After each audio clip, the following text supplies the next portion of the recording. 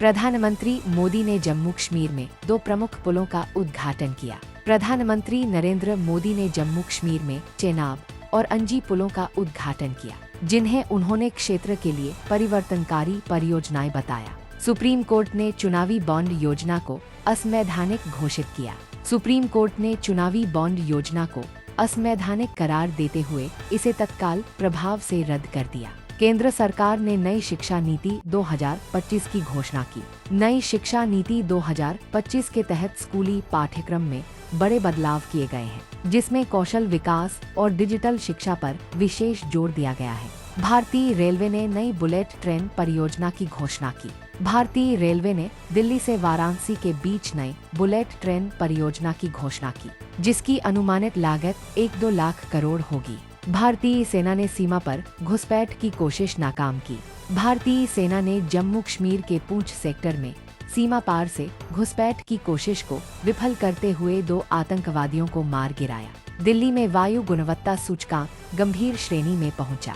दिल्ली में वायु गुणवत्ता सूचकांक आकी 450 के पार पहुंच गया है, जिससे स्वास्थ्य विशेषज्ञों ने लोगों को सतर्क रहने की सलाह दी है। मुंबई में भारी बारिश से जनजीवन प्रभावित।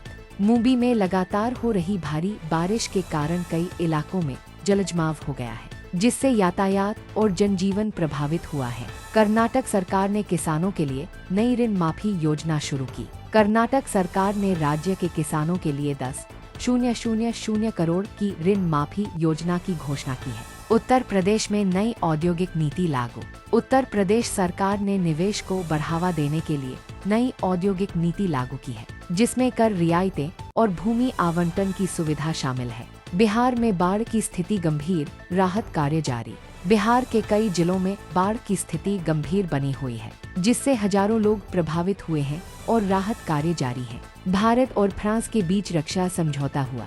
भारत और फ्रांस ने रक्षा सहयोग को बढ़ावा देने के लिए एक नया समझौता किया है, जिसमें संयुक्त सैन्य अभ्यास और तकनीकी आदान प्रदान शामिल है। संयुक्त राष्ट्र में भारत ने आतंकवाद के खिलाफ कड़ा रुख अपनाया। संयुक्त राष्ट्र में भारत ने आतंकवाद के खिलाफ कड़ा रुख अपनाते हुए वैश्विक सहयोग की आवश्यकता पर जोर दिया।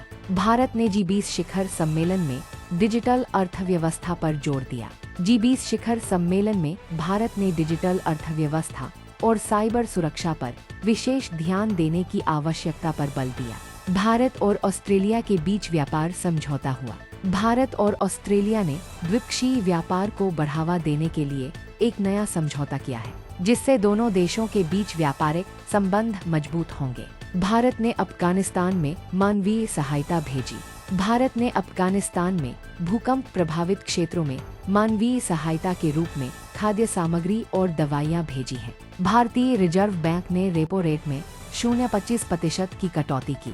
भारतीय रिजर्व बैंक ने आर्थिक विकास को प्रोत्साहित करने के लिए रेपो रेट में 0.25% की कटौती की है।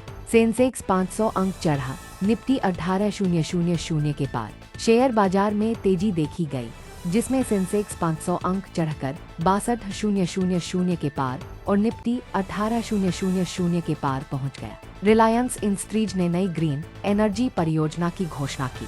रिलायंस इंडस्ट्रीज ने गुजरात में 75,000 करोड़ की लागत से नई ग्रीन एनर्जी परियोजना शुरू करने की घोषणा की है। भारतीय स्टार्टअप टेक्नोवेट ने यूनिकॉर्न का दर्जा प्राप्त किया। भारतीय स्टार्टअप टेक्नोवेट ने $1 बिलियन का मूल्यांकन प्राप्त कर यूनिकॉर्न का दर्जा हासिल किया है। सरकार ने डिजिटल भुगतान को बढ़ावा देने के लिए नई योजना शुरू की। सरकार ने डिजिटल भुगतान को प्रोत्साहित करने के लिए डिजिटल इंडिया पेमेंट योजना की शुरुआत की है, जिसमें व्यापारियों को विशेष प्रोत्साहन मिलेगा। बॉलीवुड अभिनेता रणवीर सिंह को सर्वश्रेष्ठ अभिनेता का राष्ट्रीय पुरस्कार मिला।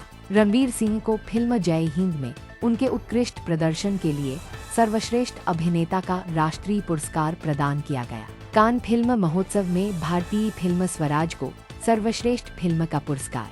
भारतीय फिल्म स्वराज को कान फिल्म महोत्सव में सर्वश्रेष्ठ फिल्म का पुरस्कार मिला, जिससे भारतीय सिनेमा को अंतर्राष्ट्रीय स्तर पर मान्यता मिली। प्रसिद्ध गायक अरिजीत सिंह का नया एल्बम सुरों की यात्रा रिलीज हुआ।